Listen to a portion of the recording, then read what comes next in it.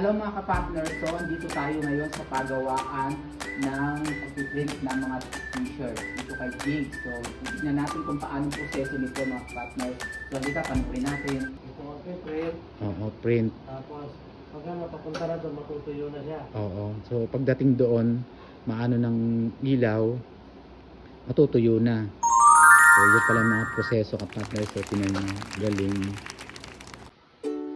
So ito naman yung isang process niya, mga ka-partners. Nilalapatan niya ng mga, ano yan kung ginagawa dyan? Siniset po. Ayan, siniset na niya. Oh. So, mabusisi ang paggawa.